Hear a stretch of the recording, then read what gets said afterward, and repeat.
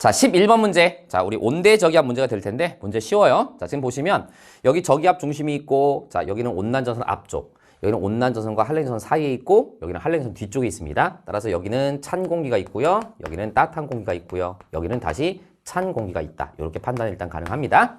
자, 요거 가지고 선지 들어가 볼게요. 자, 기억선지. 평균 기온을 물어봤는데 평균 기온은 A하고 B를 비교했을 때 A는 찬 공기에 있고 B는 따뜻한 공기가 있으니까 A가 B보다 낫다라고 해야 되는 거니까 틀렸어. 자, 니은 평균 풍속을 물어봤는데 이 평균 풍속을 우리가 요 자료상에서 판단하는 방법은 두 가지가 있을 것 같아요. 첫 번째는 일기기호로 판단하는 방법. 두 번째는 등압선의 간격으로 판단하는 방법. 뭘로 판단해도 상관없는 문제입니다. 자, 봤을 때, 자, A가 있는 이쪽은요. 자, 여기 보면은 풍속 기호를 봤을 때 풍속이 세죠. 자, 근데 여기 C가 있는 요 지점은 상대적으로 A가 있는 지점보다 풍속이 어때? 좀 약한 편이다라고 볼 수가 있고요. 참고로 얘들아, 긴 작대기는 5m/s고 짧은 작대기는 2m/s라는 거 알고 있죠? 대략 보면은 요건 한 7 정도, 7m/s 정도. 자, 요거는 긴 작대기 2개 있고 짧은 작대기 하나가 있으니까 얘는 한 12m/s, 한 요런 정도로 우리가 볼 수가 있을 것 같아요. 그치? 요 정도로 우리가 보시면 될 것 같고. 자, 그 다음에 두 번째는요. 등압선의 간격을 보더라도 A가 있는 쪽은 등압선의 간격이 조밀한데 상대적으로 C가 있는 곳은 등압선의 간격이 넓게 나타납니다. 그래서 내가 뭐라고 그랬어? 등압선의 간격이 조밀할수록 바람이 세게 분다라고 얘기했었지. 그렇게 풀어도 상관없습니다. 그래서 어쨌든 니은은 틀린 거. 자, 디귿선지. 정답은 디귿밖에 안 되겠네. 구름의 수평 분포 범위를 물어봤는데 우리가 저군형 구름, 정란원이 있는 경우는 연직 방향으로는 구름의 두께가 두꺼운 거지만 수평 규모는 어때? 좁은 편이잖아. 그래서 좁은 구역에 쏟아기가 오게 되는 거지. 반면에 층운형 구름이 있게 되면 어떻게 됩니까? 구름의 두께는 얇지만 자, 강수 구역의 범위는 더 넓게 나타나는 거잖아. 따라서 디귿선지에서 구름의 수평 분포 범위는 A가 C보다 좁다. 이것은 맞는 선지라고 우리가 볼 수가 있는 겁니다. 알았지? 그래서 항상 좁은 지역의 소나기, 넓은 범위의 이슬비, 이렇게 우리가 기억을 좀 해두시면 될 것 같고 정답은 2번이 정답이 되겠습니다. 자, 12번. 자, 요거는 외부 은하에 관련된 문제가 되겠네요. 일단 가를 봤을 때, 자, 형태상으로 허블의 은하 분류 방법에 의해서 형태상으로 봤을 때 얘는 나선팔이 있으니까 나선 은하예요. 자, 근데 여기 중심핵이 있고 요렇게 막대기 모양의 바가 있는 거니까 얘는 막대 나선 은하라고 볼 수가 있으니까 기호로 쓸 때는 SB형이라고 이렇게 써줄게요. 알겠지? 막대 나선 은하. 참고로 우리 은하는 뭐에 들어가지? 막대 나선 은하에 들어가는 거야. 기억해 두시고. 그 다음에 요 나 같은 경우는 가시광선 영상으로 봤을 때는 중심부 부분이 보이는데 전파 형성으로 봤을 때 이렇게 뻗어나가는 거 다 금방 우리가 익숙해질 거라고, 금방 판단이 될 거라고 생각이 들고 여기가 바로 Z를 얘기하는 거지. 자, 그 다음에 여기 부분은 로브가 있겠지. 즉 전파 은하를 얘기하는 거야. 전파는 어디에 들어가죠? 특이 은하에 들어갑니다. 자, 그런데 쌤이 수업 때도 말씀드렸지만 전파 은하는 특이 은하에 들어가는데 가시광선으로 봤을 때는 무슨 형태로 보여? 타원 은하 형태로 보이잖아. 그래서 지금 가시광선으로 봤을 때 타원 은하 형태로 보인다라고 우리가 볼 수가 있는 겁니다. 그리고 내가 뭐라고 그랬냐면 어쨌든 전파 은하는 특이 은하지만 가시광선 영상에서 타원 은하 형태로 보인다는 얘기는 타원 은하가 갖고 있는 특징을 이 전파 은하도 어느 정도 갖게 된다라고 내가 말씀드렸죠. 예를 들면 이 타원 은하의 특징이 뭐냐면 비교적 붉은색의 늙은 별로 많이 구성되어 있기 때문에 이 전파 은하도 비교적 붉은색의 늙은 별이 많이 있다. 이렇게 우리가 판단할 수가 있게 되는 거야. 됐죠? 자, 선지 볼게요. 기억! 자, 가에서는 막대 구조가 관찰된다. 맞고요. 나의 전파 영상에서는 Z가 관찰된다. 맞고요. 새로운 별의 생성은 가에서가 나에서보다 활발하냐를 물어봤는데 요 선지가 바로 그걸 묻고 있는 거지. 자, 가 같은 경우는 어쨌든 나선 은하에 들어가. 그치? 근데 얘는요, 어쨌든 전파 은하지만 형태상으로 봤을 때는 타원 은하에 들어가기 때문에 타원 은하는 일반적으로 나선 은하에 비해서 무슨 별? 늙은 별. 그지? 붉은색의 늙은 별이 많기 때문에 새로운 별의 생성은 얘가 더 적다라고 볼 수가 있고요. 내가 수업 때 이런 말씀 드렸었죠. 타원 은하는 현재 붉은색의 늙은 별이 많다는 얘기는 바로 과거에 생성된 별이 현재까지 남아있는 거지 현재는 별의 생성이 활발하지 않다라고 내가 말씀드렸잖아요. 그 논리대로 풀어주면 되는 거예요. 따라서 자, 새로운 별의 생성은 가에서가 나에서보다 활발하다. 맞는 선지라고 볼 수가 있겠습니다. 그래서 기억, 니은, 디귿이 정답이니까 정답은 5번이 되겠습니다. 자, 13번 문제 들어가도록 하겠습니다. 자, 13번 문제는 T1 시점이 있고 T2 시점이 있고 현재 이렇게 있죠. 자, 그랬을 때 내가 수업 때 뭐라고 그랬냐면 X축이 시간, Y축이 우주의 크기로 나와 있을 때는 이 그래프의 기울기, 그지? 각각에서의 접선의 기울기는 바로 뭐를 의미하는 거다? 이것은 바로 팽창 속도를 의미하는 거다. 이렇게 내가 말씀을 드렸습니다. 됐지? 자, 그럼 이 자료로 봤을 때 T1이 있는 요 시점은요. 자, 점점점 이 구간에서 봤을 때 접선의 기울기가 점점점 감소하고 있으니까 팽창 속도가 점점 느려지고 있는 무슨 팽창? 감속 팽창을 하던 시기였어. 그지? 이런 거 우리 기초에서 많이 나왔었잖아. 자, 근데 자, 현재를 보게 되면 현재는요. 점점점 팽창 속도가 뭐하고 있어? 점점점 이렇게 빨라지고 있으니까 현재는 가속 팽창하는 우주가 되는 거고요. 현재는 가속 팽창 우주이면서 얘들아 공률이 0인 평탄한 우주에 들어간다. 이걸 기억해 두면 되겠지. 자, 그다음에 나 같은 경우는 현재 우주의 구성 요소에서 차지하는 비율을 나타내는 거기 때문에 현재 우주의 구성 요소에서 가장 많은 비율을 차지하고 있는 게 뭐지? 암흑 에너지. 그래서 따라서 C가 암흑 에너지. B는 두 번째로 지금 차지하는 비율이 많기 때문에 얘는 암흑 물질이 되는 거고요. A 같은 경우는 보통 물질이 된다. 일단 이렇게 판단하고 자, 문제 선지 들어가도록 하겠습니다. 자, 기억. 우주의 평균 온도는 T1 시기가 T2 시기보다 높냐를 물어봤는데 이것도 아마 기출에서 비슷한 선제들이 나왔던 걸로 기억하는데 자, 빅뱅 시점 이후부터 현재로 오면서 계속 우주는 크기가 커지기 때문에 우주의 평균 온도는 점점 어떻게 돼야 돼? 낮아져야 돼. 따라서 T1 시기가 T2 시기보다 더 이전 시기이기 때문에 T1 시기가 T2 시기보다 높다는 맞는 선지. 이렇게 판단할 수가 있겠죠. 자, 니은 보겠습니다. T1 시기에 우주는 감소 팽창했다. 좀 전에 말씀드린 대로 자, 여기는 이 부분에서 접선의 기울기가 감소하고 있기 때문에 감소 팽창했다가 맞는 선지. 디귿 볼게요. C의 비율분의 A 플러스 B의 비율이라고 돼 있는데 자, 우리 한번 따져보자. 시간이 지남에 따라서 암흑 에너지가 우주의 구성 요소에서 차지하는 비율은 점점점 증가하는 거고요. 그지? 보통 물질과 암흑 물질이 우주의 구성 요소에서 차지하는 비율은 점점점 감소한다라고 말씀드렸습니다. 근데 조심해야 될 거. 우리가 암흑 에너지는 시간이 지남에 따라서 우주의 구성 요소에서 차지하는 비율은 점점 증가하는 게 맞지만 암흑 에너지 밀도 자체는 시간이 지나면서 일정한 겁니다. 알았지? 근데 왜 밀도가 일정한데 차지하는 비율은 점점점 증가하는 거지? 그렇지. 암흑 물질과 보통 물질의 밀도가 점점 감소하기 때문인 거지. 이렇게 판단하면 되겠죠. 어쨌든 여기는 비율로 봤으니까 자, T1 시기가 T2 시기에 비해서 C, 암흑 에너지가 우주의 구성 요소에서 차지하는 비율은 더 적겠지. 왜? T1이 더 이전 단계니까. 이전 시기니까. 그치? 대신에 A 플러스 B의 비율은 T1일 때가 T2일 때보다 더 많겠지. 그러니까 T1은 T2에 비해서 분모는 더 작은데 분자는 더 크니까 T1 시기가 T2 시기보다 크다. 이것은 맞는 선지라고 이렇게 체크할 수 있겠지.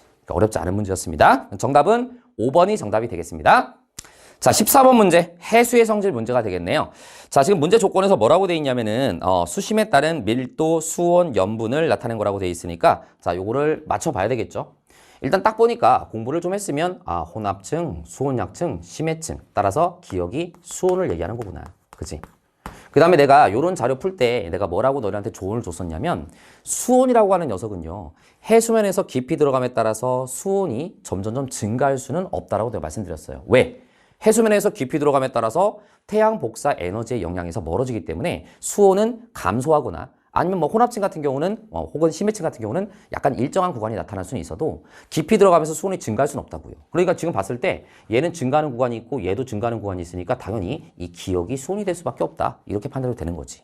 근데 이 문제는 살짝 꼬았어요. 자, 뭐를 꼬았냐면 그러면 얘하고 얘 중에서 누가 염분이고 누가 밀도인지를 우리가 판단할 수 있어야 되는데 우리는 이것만 가지고 판단하기는 조금은 어려울 수 있단 말이야. 그래서 이 문제에서는 이 자료가 주어진 거야. 이 자료를 보게 되면은 지금 염분이 어디 나와 있냐면 지금 X축에 염분이 나와 있습니다. 그치? 염분이 나와 있다는 게 무슨 말이냐면 0m에서 60m까지 쭉 가는 동안에 자 봤을 때 염분이 대략 여기 어딘가에서 왔다 갔다 한단 말이야. 대략 여기 어딘가에서. 그러니까 염분이 가장 낮을 때도 한 여기쯤, 가장 높을 때는 한 여기쯤. 어디 구간상에서 0m에서 60m 깊이까지는 이렇게 나타나야 된단 말이야. 그럼 여기 정도 사이에서 염분이 나타나는 거지. 그래서 조금 더 쉽게 설명하는 방법은 0m가 해수면이 될 테니까 이 해수면에서 0m에서 이렇게 내리면 요때 염분이 대략 33psu보다도 더 어떻게 나타나? 낮게 나타난단 말이야. 이 해역에서 이렇다는 거지. 그럼 이 해역에서 이러니까 지금 봤을 때 여기가 33에 해당되는 psu가 되는 거니까 요거보다 염분이 해수면에서 더 낮게 나타나는 게 요 그래프잖아. 아, 그러니까 얘가 염분이구나라는 것을 맞춰봐라. 이런 얘기가 되는 거지. 됐죠? 그럼 얘가 수온이고 얘가 염분이니까 얘는 밀도가 된다. 이렇게 우리가 판단이 가능하고요. 쌤이 수업 때 말씀드린 것 중에서 뭐를 얘기한 적이 있었냐면 수온 입장에서는 여기서부터 여기까지가 수온이 깊이 들어가면서 감소하는 층이니까 수온 약층이죠. 근데 수온이 점점 감소한다는 얘기는 밀도는 증가하기 때문에 여기서 대략 여기 정도까지는 깊이 들어가면서 밀도가 점점 증가하고 있으니까 여기를 우리가 뭐라고 한다? 밀도 약층이라고도 얘기한다. 이것도 다시 한번 기억해 둬야 됩니다. 다시 한번. 수온 약층은 깊이 들어감에 따라서 수온이 감소하는 층이 수온 약층이고 밀도 약층은 깊이 들어감에 따라서 밀도가 증가하는 구간을 우리는 밀도 약층이라고 얘기한다. 이렇게 제가 말씀드렸던데요. 같이 한번 기억을 좀 해두시면 좋을 것 같아요. 자, 선제 볼게요. 자, 기억은 수온이다. 맞습니다. 수심에 따른 밀도 변화량은 A 구간하고 B 구간을 물어봤는데 자, A 구간은요. 지금 봤을 때 이런 식으로 깊이 들어가면서 밀도가 증가하고 있죠. 근데 B 구간은 자, 이런 식으로 증가하고 있으니까 같은 깊이를 들어갈 때 A보다 B가 밀도 증가가 더 크다는 것을 우리가 알 수가 있는 겁니다. 따라서 자, A 구간이 B 구간보다 크다? 틀렸어. B 구간이 더 크다라고 해야 돼. 할 수 있겠지? 자, 디귿선지. C 구간은 혼합층에 해당하냐를 물어봤는데 C 구간은 어디를 얘기하는 겁니까? 지금 요 자료에서 C 구간은 지금 여기를 얘기하는 거야. 그치? 그럼 C 구간은 여기를 얘기하는 거니까 여기서부터 한 요 정도까지를 묻고 있는 건데 지금 C 구간을 봤을 때 여기서부터 여기까지 수온이 뭐 하고 있어요? 감소하고 있어요. 그치? 그럼 혼합층이 되려면 수온이 일정한 구간이 혼합층이잖아. 근데 얘는 수온이 지금 감소하고 있으니까 여기는 수온 약층에 들어간다고 봐야 되겠지. 아마도 지금 이 자료에서 이 해역은 혼합층이 잘 발달이 안 되는 해역이라고 볼 수가 있는 거야. 그래서 얘는 여기서부터 이미 감소하고 있으니까 혼합층이 안 된다. 이렇게 볼 수가 있는 겁니다. 어렵지 않죠? 그래서 기억이 정답이니까 정답은 1번이 정답이 되겠습니다. 자, 15번 문제 풀이 들어가도록 하겠습니다. 자, 15번은 기후변화 외적요인 문제가 되겠네요. 그쵸? 자, 그랬을 때 일단 문제 조건에서 이 그림은 지구가 근일점에 위치할 때라고 돼 있습니다. 근일점이 뭐죠? 지구와 태양과의 거리가 가장 가까울 때. 그지? 그 다음에 태양 방향이 이쪽으로 되어 있으니까 여기다 쌤이 태양을 이렇게 한번 그려볼게요. 됐지? 이런 느낌인 거예요. 자, 그럼 봐봐. 이 그림에서 현재를 보게 되면 현재는 지금 지구의 자전축이 지금 이렇게 돼 있는 상태가 바로 현재야. 적도는 이렇게 돼 있겠지. 그럼 내가 수업 때 뭐라고 그랬냐면 계절을 결정하는 것은 지구의 자전축이 어느 쪽으로 기울어져 있느냐를 우리가 판단한다 그랬잖아. 따라서 현재는요. 북반구 입장에서 태양 복사 에너지가 조금 더 남반구에 비해서는 수직으로 받는 부분이 좀 적기 때문에 여기 북반구는 얘들아 일반적으로 봤을 때 수직으로 가깝게 받는 부분이 적기 때문에 북반구는 겨울철이 되는 거고요. 남반구는 여름철이 된다고 볼 수가 있는 거야. 됐지? 자, 근데 지금 A 시기를 보게 되면 A 시기는 경사 방향이 현재하고 반대가 돼 있는 이런 상태라고 우리가 바로 자료를 보면서 판단이 가능하고 경사 방향이 현재하고 반대로 돼 있다는 얘기는 이런 식으로 돼 있다는 얘기야. 그치? 그럼 이렇게 돼버리면 A 시기 때는요. 북반구 입장에서 태양 복사 에너지를 수직에 가깝게 받는 면적이 더 많아진다고 볼 수가 있고 따라서 북반구가 A 시기 때는 오히려 무슨 철? 여름철이 되고 남반구가 오히려 무슨 철? 겨울철이 된다. 이렇게 판단하는 거지. 쌤이 뭐 설명할 때는 여러분한테 하나라도 더 정확하게 설명하기 위해서 이렇게 풀어서 얘기했지만 너희들 문제 풀 때는 딱 봤을 때 그래 여기 북반구 겨울 얘는 현재하고 경사방이 반대니까 여기는 북반구가 여름 이렇게 판단했을 거라고 생각이 들어요. 됐지? 자, 그럼 A 시기는 현재와 경사 방향이 반대인 시기니까 자 여기다가 쌤이 미리 그림을 좀 그려놨거든요. 여기다가 한번 표현을 해보면 이렇게 되는 거지. 현재 같은 경우는 지금 봤을 때 근일점에 위치할 때 북반구는 겨울철이니까 이런 식으로 지구를 그려주면 될 것 같고 내가 너희한테 이런 얘기 한 적이 있었지? 이 문제에서는 저 그림이 근일점에 지구가 위치할 때란 말이 발문에서 친절하게 나와 있지만 우리가 실제로 문제 풀 때는 현재 지구 상태를 외워두는 게 좋다라고 내가 말씀드렸습니다. 그래서 현재 지구 상태는 북반구가 겨울철일 때가 지구는 어디 위치한다? 근일점에 위치한다. 여기는 나와 있지만 외워두시기 바랍니다. 알았지? 그래서 어쨌든 간에 이렇게 되는 거지. 그럼 원일점에 위치할 때는 이렇게 되는 거니까 북반구는 오히려 무슨 철? 여름철에 해당이 한다. 이게 바로 현재의 상황인 거지. 됐지? 자, 근데 A시가 돼버리면 경사 방향이 반대가 되기 때문에 오히려 근일점에 지구가 위치할 때 북반구는 무슨 철로 바뀌어? 여름철로 바뀌니까 약간 요렇게 그려주고 여름철로. 그치? 원일점에 위치할 때가 북반구가 오히려 무슨 철? 겨울철에 위치하는 거니까 이런 식으로 바뀌는 게 바로 A시기의 상태다. 됐죠? 그 다음에 지금 이 표를 보게 되면은 A 시기가 현재보다 공정계도 20mm 더 떴죠? 크게 나타나고 있잖아.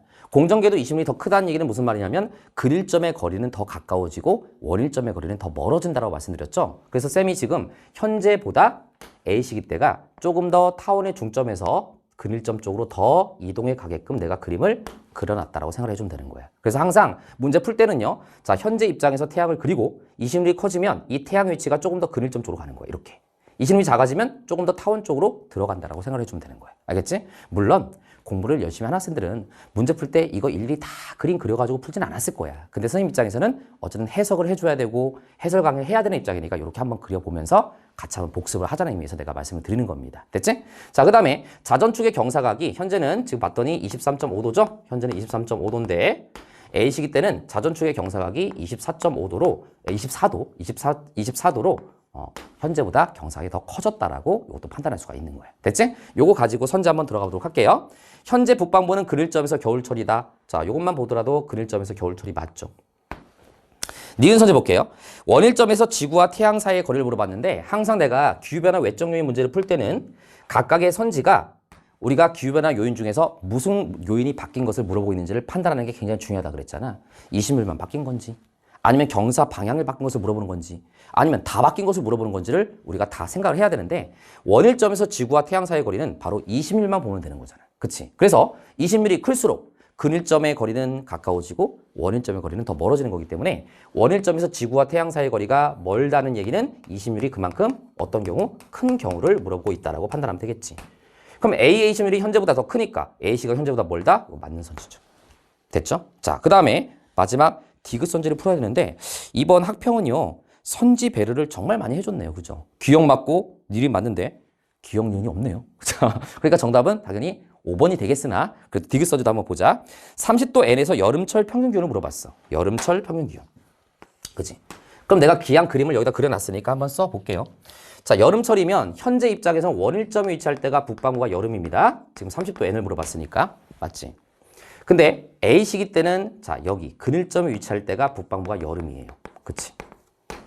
그럼 무슨 말이냐면 이때 여름은 원일점에서 여름이고 이때 여름은 근일점에서 여름이니까 당연히 A 시기 때 여름이 더 더울 수밖에 없다. 됐지? 자, 그리고 20률이 얘와 얘가 다르긴 하지만 20률이 다르다고 하더라도 원일점의 거리는 근일점의 거리보다 무조건 어때야 돼? 멀어야 돼. 그러니까 얘는 원일점에서 여름, 얘는 근일점에서 여름이니까 A 시기가 여름의 온도가 더 높을 수밖에 없고 또 자전축의 경사각으로 판단한다고 하더라도 자전축의 경사각이 클수록 여름철 태양의 남중고도는 더 높고 겨울철 태양의 남중고도는 더 낮은 거니까 여름만 한정해서 묻는다면 A 시기 때가 여름철 태양의 남중고도가 더 높으므로 여름철의 기온이 더 높다. 이렇게 우리가 판단할 수가 있게 되는 거지. 그래서 디귿 선지는 어쨌든 맞는 선지가 될 수밖에 없다. 이렇게 되는 건데 쌤이 개념 테크트리하고 기출 테크트리 수업하면서 너희들한테 이런 문제를 풀 때 조금 빨리 푸는 방법이 있다 그랬지.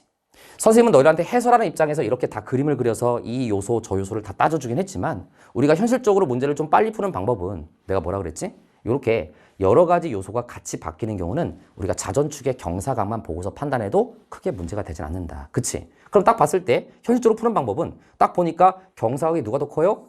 A씨가 현재보다 더 크다고요.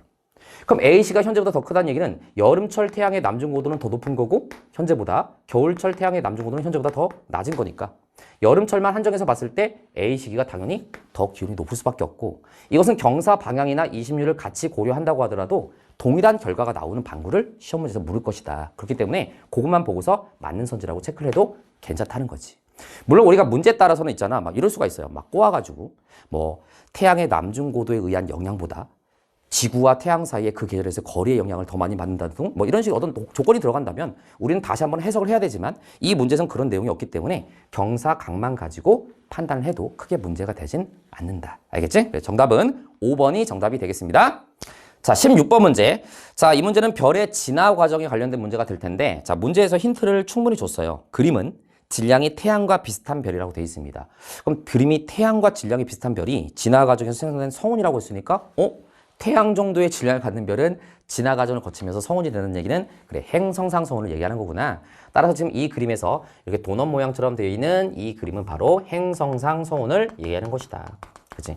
그래서 아무래도 3월 학평이다 보니까 출제자분들께서 여러 가지 발문을 통해서 여러분한테 힌트를 충분히 주거나 조금은 어려운 선지 같은 경우는 속어법을 어느 정도 풀 수 있게끔 이렇게 많이 배려를 해준 것 같아요. 선생님 봤을 때는. 알겠지? 그래서 기왕 이렇게 나왔으니까 이것도 우리가 한번 판단해 보면 이 문제에서는 발문에서 질량이 태양과 비슷한 별의 어떤 그 다음에 성운 이런 말이 나왔으니까 얘가 바로 행성상 성운이라는 것을 바로 판단할 수가 있지만 우리가 그냥 이런 식으로 그림만 나오더라고 하더라도 내가 수업 때 얘기했었죠. 약간 도넛 모양처럼 이렇게 이쁘게 그려져 있으면 이것은 행성상 성운이고요. 만약에 혹시라도 성운이 막 이렇게 불규칙하게 성운이 퍼져 있는 이러한 그림이 나오면 이것은 바로 초신성 폭발의 잔해가 될 수 있다. 그림도 내가 알아두라고 말씀드렸죠. 어쨌든 간에 이건 행성상 성운. 그럼 얘들아, 별이 진화 단계를 거치면서 행성상 성운은 왜 만들어지니? 자, 이 별이 얘들아 바깥쪽으로 물질이 방출이 되면서 행성상 성운이 되고요. 그 별이 원래 갖고 있었던 중심부, 그지? 중심부, 그 중심액이 조그만한 별로 남아있는 얘가 바로 뭐가 된다? 얘가 바로 백색 외성이다. 따라서 행성상 성운이 있다는 얘기는 중심부에 백색 외성이 이렇게 만들어질 가능성이 높다라고 생각할 수가 있는 겁니다. 됐지? 선지 들어갈게요. 행성상 성운이다. 맞습니다. 성운이 형성되는 과정에서 철보다 무거운 원소가 만들어진다. 이거 내가 누차 말씀드렸죠. 철보다 무거운 원소는 초신성 폭발 과정에서 만들어지는 거야. 그러니까 얘는 안 되는 거지. 틀렸어. 자, 그 다음에 디귿선지. 성운이 만든 별의 중심물은 최종 진화 단계에서 백색 외성이 된다고 했는데 당연히 백색 외성이 되는 게 맞죠. 태양보다 질량이 매우 큰 별은 최종 진화 단계에서 얘들아 중성자별이나 블랙홀을 만든다. 이것도 기억을 좀 해두시면 좋을 것 같아요. 자, 그래서 정답은 4번이 정답이 되겠습니다. 자, 17번 문제 풀이 들어갈게요. 자, 고지작의 문제가 되겠네요. 자, 표는 어느 대륙의 한 지점에서 서로 다른 시기에 생성된 화성암의 고지작이 복각을 나타냈다고 되어 있고요. 자, 그 다음 요 자료는 위도와 복각의 관계가 나와 있는 겁니다. 자, 그럼 볼게요. 일단은 여기서 225, 그 다음에 200, 80, 60, 20, 0 이렇게 시간이 현재 쪽으로 가고 있고요. 지금 고지작이 복각을 봤더니 지금 이렇게 나와 있는 상태입니다. 그럼 봐봐. 고지작이 복각이 음수가 된다는 얘기는 얘들아 이것은 바로 남방부름이라는 거기 때문에 여기서부터 요까지 시기는 이 대륙의 이 지점은 남방부에 있었어 이런 얘기가 되는 거지. 그 다음에 여기는 지금 고지작의 복각의 부호가 양수가 되기 때문에 여기서는 북방부에 있었어 이렇게 우리가 판단이 되는 거지. 그치? 자, 그런데 가끔 학생들이 이런 질문을 좀 많이 하고요. 이 문제 풀 때도 그런 생각을 좀 했다면 여러분들 기출문제 분석을 다시 하셔야 되는데 내가 평가원 기출문제 풀면서 그런 얘기 한 적 있었죠. 쌤, 근데요. 얘가 무조건 복각의 부호가 음수라고 해서 남방부라는 보장이 있습니까? 만약에 북방부인데 역자극기 때를 가정한다면 얘는 음수가 될 수도 있는 거 아닙니까? 이런 식의 질문을 가끔씩 한다 그랬잖아. 그지? 근데 내가 뭐라 그랬냐면 과거 평가 문제에서 특별한 멘트가 없으면 우리가 이 고지작의 복각을 측정한 이 시점들은 기본적으로 정자극기라고 가정하고서 문제를 풀면 된다라고 내가 말씀드렸어요. 물론 우리가 단서를 조금 더 정확하게 주는 이런 출제자분들께서는 단 이 각각의 시기에 측정된 시기는 다 정자극기에 해당된다. 이런 말이 들어가는 경우도 있긴 한데 없다고 하더라도 우리는 기본적으로 정자극기로 가정하고서 문제를 풀면 된다고 말씀드렸잖아요. 그리고 여기 나와 있는 이 위도와 지금 복각의 관계에서도 지금 여기서 남방부일 때 음수, 그 다음에 북방부일 때 양수도 나와 있기 때문에 어느 정도 정자극기를 암시한다라고 대략적으로 볼 수가 있습니다. 알았지? 그래서 우리가 다시 한번 말씀드립니다. 문제 조건에서 단 정자극기 때만 측정한 것이라는 말이 있으면 정말 땡큐긴 하지만 그런 말이 없다고 하더라도 우리는 기본적으로 고지자기는 동일한 자극기를 갖다가 주로 따진다는 것을 감안해서 이런 경우는 관례상 풀어주면 된다. 이렇게 말씀드렸던 내용입니다. 됐지? 자, 선지 볼게요. 2.25년 전부터 현재 사이에 남쪽으로 이동한 적이 있냐고 물어봤는데 자, 여기서부터 여기까지를 얘기하는 거지. 그럼 여기만 딱 보더라도 얘는 마이너스 55도인데 얘는 고지자기 복각이 마이너스 66도예요. 그러면 어쨌든 복각의 절대값으로 봤을 때 이때보다 이때가 더 어때? 큰 거잖아. 절대값으로 봤을 때. 절대값이 뭐예요? 복각의 크기만을 봤을 때. 그치? 그럼 얘가 더 고위도였던 거잖아. 근데 이때는 무슨 구에 있었다고요? 남방부에 있었단 말이야. 그럼 남방부에서 더 복각의 크기가 크다는 얘기는 남방부에서 더 고위도로 갔다는 얘기고 남방부는 고위도로 갈수록 무슨 쪽? 남쪽이라 그랬잖아. 따라서 이 자료에서 여기서부터 여기까지는 남쪽 방향으로 이 땅이 움직였다라고 볼 수가 있게 되는 거야. 자, 그래서 남쪽으로 이동한 적이 있냐라고 했으니까 남쪽으로 이동한 적이 있는 거죠. 맞는 거야.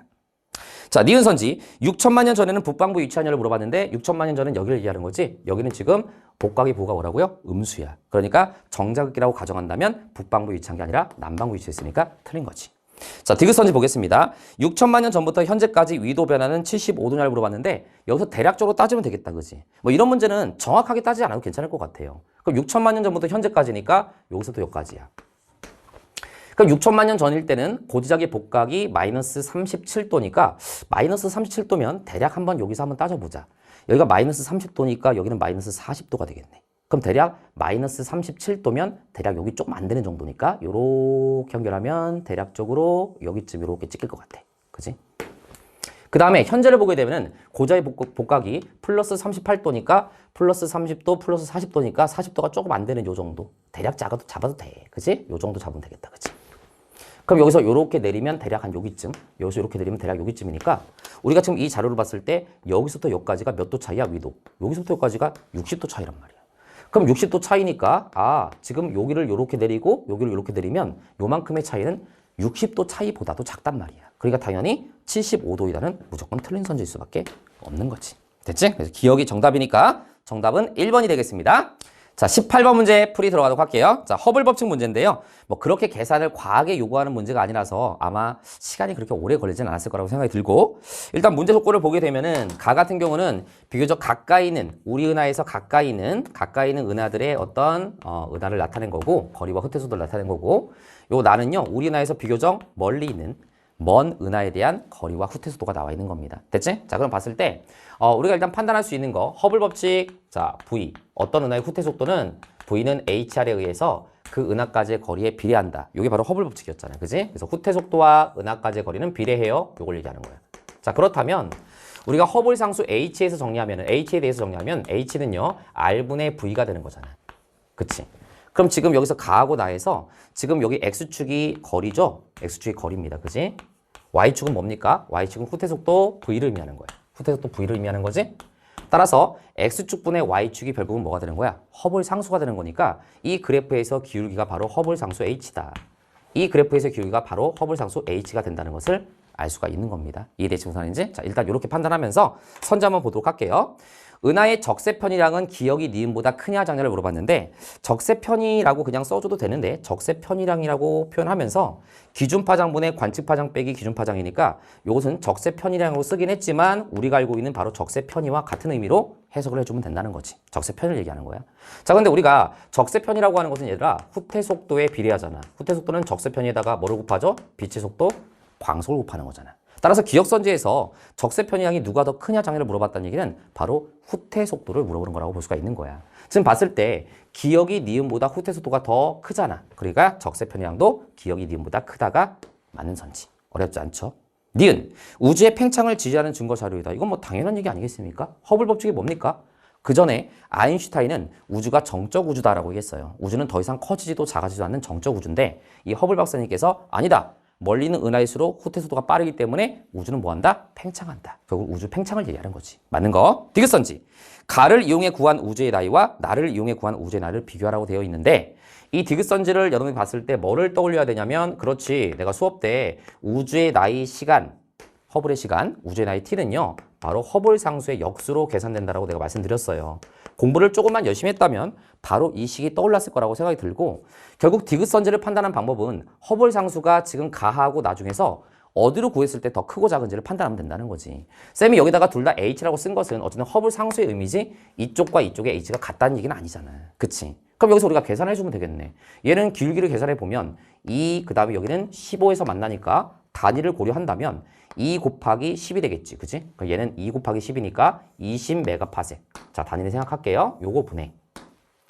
요는 15니까 15에다가, 그치? 곱하기 10의 제곱. 자, 10의 제곱. 자, 킬로미터 퍼 세크가 되는 거지. 요렇게 계산하면 되는 거고요. 자, 얘 같은 경우는 X축이 4인데 4 곱하기, 자, 10의 제곱이 되는 거야. 10의 제곱이 되는 거니까 얘는 400이겠지. 400분의 400메가파섹. 요거 분해. 요렇게 연결하면요. 3 곱하기 10의 4제곱 킬로미터 퍼 세크가 될 텐데, 요 3보다는 조금 작은 것 같아. 그지? 요거보다는 살짝 작은 요런 느낌이야. 그치? 자, 그랬을 때 대강 따져도 얘가 400이니까 얘도 분모를 400으로 맞춰갖고 이걸 계산해주면, 자, 가가 나보다 큰 값이 나온다라는 겁니다. 따라서 가가 나보다 허블 상수가 어떻죠? 크다는 얘기야. 그러니까 허블 상수가 더 크다는 얘기는 당연히 우주의 나이가 더 돼야 돼? 더 작아야 되는 거니까 가가 더 작고 나는 가보다 우주의 나이가 더 많게 계산이 될 수밖에 없다. 따라서 자, 가를 이용해 구한 우주의 나이는 나를 이용해 구한 우주의 나이보다 많다라고 했으니까 이것은 틀린 선지가 되겠네. 정답은 3번이 정답이 되겠습니다. 자, 19번 문제. 자, 표층해류에 관련된 문제가 되겠네요. 그림은 어느 해 여름철에 관측한 우리나라 주변 표층해류의 평균 속력과 이동 방향을 나타낸 것이다 라고 되어 있는데, 자, 여기 그림을 봤을 때 여기는 동해 쪽이죠. 동해 쪽이니까 쿠로시에류가 이렇게 남해 쪽으로 오다가 이쪽으로 빠져나가는 게 대만 한류, 우리나라 동해 쪽을 따라서 이렇게 올라가는 게 동안 난류겠지. 그래서 여기서 있는 요 흐름이 아마도 동안 난류의 흐름하고 동안 난류의 흐름이라고 어느 정도 판단이 가능할 것 같아요. 됐지? 자, 그 다음에 여기서 자, 연해주 해류에서부터 이렇게 내려오면서 우리나라 북한 쪽으로 내려가는 요 한류가 있죠. 요 한류가 바로 뭐였냐면 북한 한류였습니다. 그지? 여기서 북한 한류가 이렇게 흐른다. 기억을 좀 해두시면 될 것 같아요.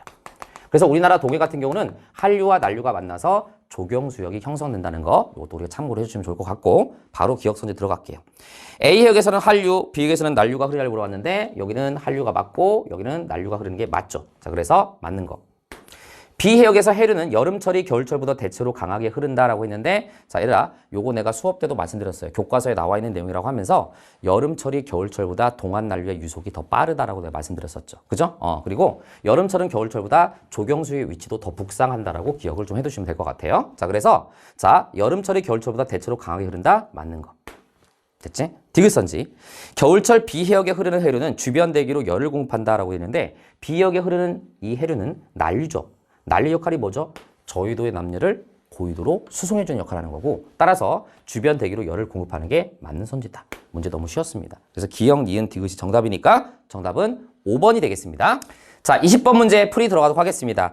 자, 이 20번 문제는 조금은 애매합니다. 알았지? 조금은 학생들 입장에서 헷갈릴 수 있을 만한 문제라고 생각이 좀 드는데 선생님이 개념 테크트리에서 요거와 관련된 부분을 어느 정도 설명을 좀 하긴 했었어요. 알겠지? 그래서 일단 20번을 현실적으로 여러분들이 풀어가는 과정을 맞춰가지고 한번 풀이를 해주고 그 다음에 이 상황이 정확히 뭔지에 대해서 내가 좀 말씀을 추가적으로 좀 드리도록 할게요. 일단 가를 보자. 가는 뭐를 얘기하는 거냐면 적외선 복사에너지 방출 편차를 나타낸 건데 그지? 요거는 우리가 이미 기출에서 여러 번 많이 나왔었기 때문에 이 내용에 대해서는 알고 있을 거라고 생각이 들지만 그리고 쌤이 해설하는 입장이니까 간단하게 설명을 잠깐 해볼게요. 여기를 해수면이라고 한번 가정해보자. 해수면. 자, 그랬을 때 만약에 평상시보다도 저군형 구름 정란운, 즉 두꺼운 구름이 높게 발달되어 있는 어떤 시기가 되었다라고 가정한다면 우리가 아래에서 위로 갈수록 온도가 낮아지는 거기 때문에 이렇게 저군형 구름 정란운이 형성됐다는 얘기는 구름의 최상부, 구름의 상단의 온도는 낮을 것이다. 따라서 이렇게 저군형 구름 정란운이 평상시에 비해서 더 두껍게 높게 발달이 된다고 한다면 온도가 낮을수록 적외선 복사 에너지는 내가 적게 방출하는 거라고 내가 수업 때 여러 번 말씀드렸고요. 기상위성이라고 하는 게 이쪽 상공에 있는 거기 때문에 결국 저군형 구름 정란운이 높게 발달되어 있다는 얘기는 기상위성으로 도달하는 적외선 복사 에너지가 더 평상시보다 이 해역에서 적게 도달할 수밖에 없다. 따라서 이런 경우가 바로 음의 편차가 된다라고 우리가 생각을 해주면 된다는 거지. 알았지? 양의 편차는 반대로 생각해주면 되는 거지. 그럼 봐봐. 이 가해 자료에서 지금 봤을 때 자, 복사 에너지 편차가 이쪽으로 갈수록 양수, 이쪽으로 갈수록 음수가 되는 거니까 음수가 크게 나타나는 요 비시기는 이때가 엘니뇨인지 라니냐인지는 우리가 아직 모른다고 하더라도 그치? 요 시기는 이 해역에서 해당되는 이 해역에서 적외선 복사 에너지 편차가 큰 음해가스를 갖기 때문에 평상시보다 저군형 구름 정란운이 많이 형성되어 있는 상태다라고 우리가 볼 수가 있는 겁니다. 됐지 무슨 말인지? 그래서 결국 여기가 저기압이 많이 발달해 있는 상태다라는 거지. 됐지? 그럼 이렇게 돼버리면 저군형 구름 정란운이 평상시에 비해서 더 잘 발달이 안 되고 구름이 별로 없는 상태다라고 우리가 생각할 수 있는 게 바로 요 A 시기의 상황이라고 볼 수가 있는 거지. 됐지? 근데 문제는 뭐냐면 우리는 지금 이 가에 해당되는 해역이 동태평양인지 서태평양인지를 알아야지 어디가 엘니뇨고 어디가 라니냐인지를 명확하게 판단할 수가 있는데 이 문제에서 까다로웠던 건 뭐냐면 첫 번째 발문에서 경도로 주어졌어요. 160도 이스트에서 160도 웨스트 사이라고만 돼 있거든요. 그럼 요거는 내가 조금 이따가 판단을 해보도록 하고 일단 나부터 갑니다. 자, 보세요. 나는 뭐를 얘기하는 거냐면 풍속편차인데 이것도 우리가 기출에서 여러 번 많이 했었던 거기 때문에 아마 해석하는 데는 크게 문제가 안 됐을 건데 그래도 내가 조금 더 정확히 판단 한번 해볼게요. 평상시 때는요. 자, 동풍, 무역풍이 잘 불고 있었어. 이때가 바로 평상시지. 무역풍은 동풍이잖아. 평년. 됐지? 자, 근데 엘니뇨가 발생한다는 얘기는 평상시에 비해서 동풍, 무역풍이 약화된 거니까 내가 화살표의 크기를 조금 줄여보겠습니다. 그럼 이때를 만약에 엘니뇨 시기라고 가정해보자. 됐니? 그럼 만약에 지금 시점이 엘니뇨 시기라고 한다면 이때가 바로 관측하는 어떤 관측값이 되는 거고 이게 바로 평년값이 되는 거잖아. 근데 우리가 편차라고 하는 것은 관측값에서 평년값을 뺀 거라고 지금 제시가 돼 있기 때문에 자, 잘 봐. 여러분들이 만약에 있잖아. 평년에 이쪽으로 이렇게 가는 방향이 있고 여기서 이렇게 가는 방향이 있을 때 이 평년이 10이다. 그럼 엘니뇨 때는 자 동풍, 무역풍이 약해진 거니까 이게 만약에 6으로 줄었다고 생각해봐. 그럼 얘들아 10에서 6을 빼면 4가 돼버리는 약간 이런 느낌이라는 거지. 근데 이제 문제에서 뭐라고 돼 있냐면은 양수를 서풍이라고 한다라고 했잖아. 그치? 양수를 서풍. 그럼 무슨 말이냐면 요 작은 화살표에서 요 큰 화살표를 빼게 되면 같은 방향일 때 작은 거에서 큰 걸 뺀 거니까 벡터를 빼면 화살표는 이쪽으로 가게 되는 거야. 이랬지. 요게 바로 편차에 해당되는 풍속 편차에 해당되는 화살표에 방해가 되는 거지. 그러면 서에서 동쪽으로 가는 거니까 이게 서풍이 되는 거고 이거를 우리가 양수로 한다고 했으니까 결국 이 자료에서 양수값이 나왔을 때가 무슨 시기야? 엘니뇨 시기야. 이렇게 된다는 거지. 자, 우리 한 번 더 해볼게요. 자, 만약에 있잖아. 평년에는 이렇게 화살표가 돼 있다고 해보자. 이게 평년일 때의 어떤 동풍, 무역풍의 세기야. 근데 만약에 라니아식이라고 한다면 평년보다 자, 무역풍의 세기가 더 강해지는 거잖아. 이게 바로 라니아식이야. 그럼 이 경우는 이 라니냐 시기 때를 관측값이라고 봤을 때 관측에서 평년을 빼면 이 큰 화살표에서 요 작은 화살표 빼니까 여전히 여기서 요걸 빼면 벡터는 방향은 그대로가 되고 왜? 큰 거에서 작은 걸 뺀 거니까 화살표가. 여전히 이쪽으로 이렇게 갈 것이다. 그러면 동에서 서쪽으로 가는 거니까 아, 동풍에 해당이 되는 거고 동풍은 음수라고 했으니까 요거는 음수가 되는 거구나. 됐지. 따라서 이 문제에서는 양수가 있는 지점은 무역풍이 평상시보다 약화됐다는 뜻이고 음수가 있다는 얘기는 무역풍이 평상시보다 더 강해졌다는 것을 의미하게 된다는 거지. 무슨 느낌인지 알겠지, 그지? 그래서 지금 여기서 이쪽이 동태평양 쪽이고 이쪽이 서태평양 쪽이라는 것은 내가 수업 시간에 눈으로 얘기했어요. 여기가 웨스트가 있다고 해서 여기서 서태평양을 보면 안 된다 그랬어, 그지? 그렇기 때문에 우리가 시험지를 봤을 때 이쪽이 동쪽, 이쪽이 서쪽. 좀 더 정확히는 웨스트로 돼 있는 쪽이 오히려 동태평양, 이스트로 돼 있는 쪽이 오히려 서태평양이 된다고 했기 때문에 여기가 지금 동태평양에서 양수가 나오고 있으니까 아, 여기는 무슨 식이라는 것을 알 수가 있어? 엘, 니, 뇨 식이라는 것을 알 수가 있다. 여러분들 내가 조금 복잡하게 해석한 것 같지만 여러분들이 자칫하면 이렇게 오해를 하는 경우가 있어. 어떻게 오해를 하냐면 내가 수업 때도 얘기했는지 모르겠지만 양수를 서풍이라고 지금 표시가 돼 있다고 해서 양수가 나오는 구역이 많으면 이것은 이 지점에서 다 실제로 서풍이 불고 있다라고 생각하는 경우가 있는데 물론 특정 지점에서 서풍이 불 수도 있어요. 왜? 무역풍이 약해지다 보면은 특정 지점에서 서풍이 부는 구간도 존재할 수는 있긴 하겠지만 전반적으로 여기서 양수가 나왔다는 얘기는 평상시에 비해서 여전히 동풍은 동풍인데 동풍이 약해졌다고 판단하는 게 조금 더 정확한 표현이지 여기서 요 지점이 다 서풍이야 현재 그건 아니란 얘기야. 그래서 여기서 양수는 동풍, 무역풍이 약해진 상황이다라고 해석하는 게 좀 더 맞는 거지. 그래서 양수가 나왔다고 해서 진짜 이 지점에서 서풍이 불 수도 있는 거지만 전반적으로 동풍이 불지만 약해졌다고 보는 게 조금 더 뭐랄까 정확하게 좀 해석할 수 있는 방법이라는 거지. 됐죠? 일단 이렇게 보시면 되겠고 그럼 얘들아 이거 가지고 우리가 기억부터 가보겠습니다. 에? 자 그럼 이 가는 어느 시가 엘니뇨고 라니냐인지 모르고 그냥 갑니까? 일단 가보자고요. 자 기억. 자, 적도북은 160도 이스트에서 160도 웨스트 지역에서 두꺼운 저근형 구름의 발생은 A시가 B시보다 많냐를 물어봤는데 이거는 A하고 B 중에서 어디가 엘니뇨고 어디가 라니냐인지를 몰라도 기억은 풀 수 있죠. 어떻게 볼 수가 있습니까? 두꺼운 저근형 구름의 발생은 자 B시기 때가 더 많은 거잖아. 이 해역이 지금 동태평양인지 서태평양인지 모른다고 하더라도 그치? 자 그래서 A시가 B시기보다 많다라고 했으니까 이건 무조건 틀렸어. 그치? 기억은 틀렸어. 그럼 얘들아 우리 속어법을 이용해야지. 현실적인 방법으로. 기억 들어가 있는 거 다 제거하면 2번하고 4번 중에 정답은 하나란 말이에요. 근데 2번하고 4번은 둘 다 누구를 포함하고 있죠? 디귿을 포함하고 있으니까 디귿은 자연적으로 맞아야 돼.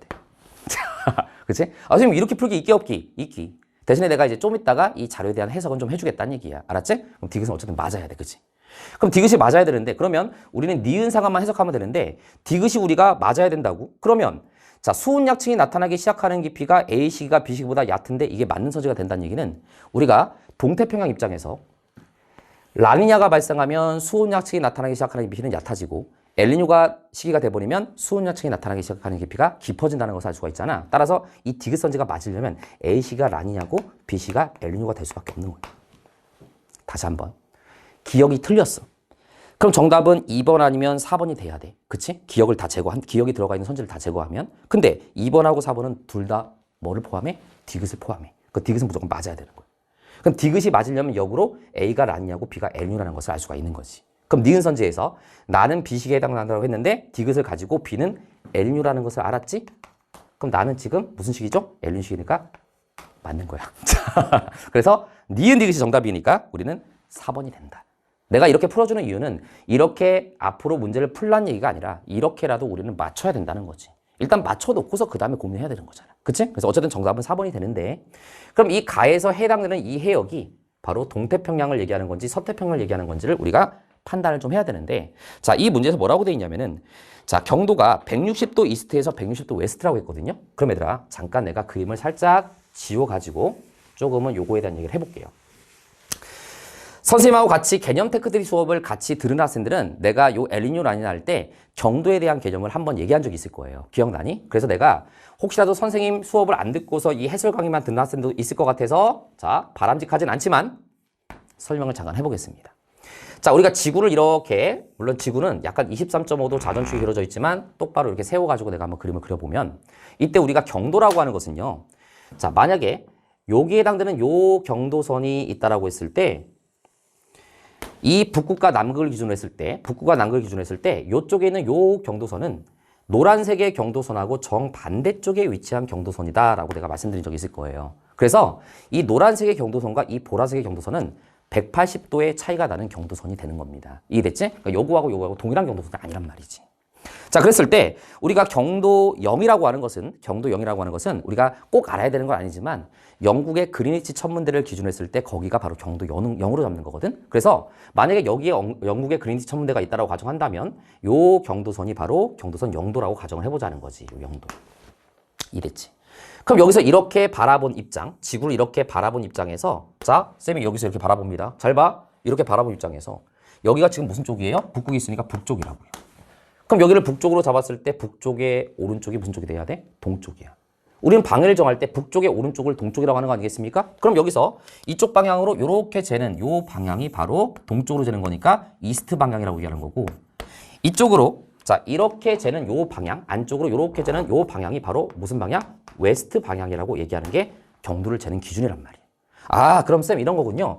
여기는 경도 0, 그 다음에 쭉 몇 도 이스트 가다가 뭐 여기가 만약에 90도가 되면 여기는 90도 이스트. 그지? 그렇게 쭉 가다가 여기는 그럼 180도 이스트니까 여기가 180도가 되는 거군요. 맞아요. 그래서 여기가 바로 180도 경도선에 해당이 된다라고 볼 수가 있는 거죠. 이렇게 돼버리면.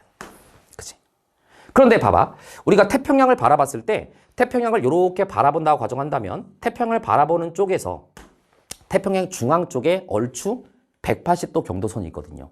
물론 정확히 태평양의 정중앙이 180도는 아니야. 그러나 얼추 그쪽 근처에 있다고 한다면 여기서 이렇게 태평양이 여기 있다고 했을 때 태평양을 바라보는 쪽에서 이쪽이 북쪽이니까 이제는 여기가 북쪽이야.